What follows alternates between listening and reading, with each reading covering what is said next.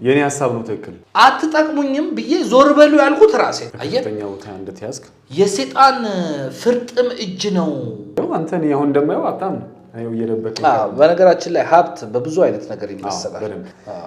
የትዳር ተሞክሮ ነው የተወሰነ ነገር እናቴ ለሚስቴ ልጇ ነው የምትመስላት እኔ ለምን የራሱ ጉዳይ ነው እንደፈለገ ይሁን አንቺን ግን ትላለች እናቴ ባንቺ ቀልድ አላውቅም የባል ቤተሰብ ለሚስት ምናምን የሚባል የወደቀ የቆሸሸ አስተሳሰብ አለ ጀግና የሥራ ሰው ማለት እኔ አይደለም ብለው 34000 ሰው ይመሰክርልኛል ጀግና የሥራ ሰው ነው በግድ ፎሎ ሚ አርጉኝ ያላል ፎሎ አርጉኝ በምንም ታምራል እንደውም ፎሎ እንዳታረጉኝ የሚል ቪዲዮ ነው ያለኝ ላይፍ በሚል ህይወት በሚል የጀመርኩት መጽሐፍ አለ እሱን ኮንክሉድ እና ኮምፓይል ማድረግ ነው የሚቀረኝ እና ለፐብሊሸር መስጠት ነው የሚቀረኝ እግዚአብሔር ደግሞ ይረዳኛል አስቧል ኒሳን ቴራኖ ገዝታ መስጠኝ እሷ ነች ኢማጂን ታናሽ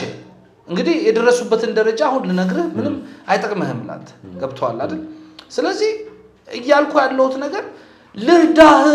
አይዞህ ብላ ባለቤቴ እንኳን እጇን ሲዘረጋ እኮ ዞር በይ ምላት ብዙ ጊዜ አለ ምክንያቱም አስተሳሰቤ እኮ ልክ ስላልሆነ እኮ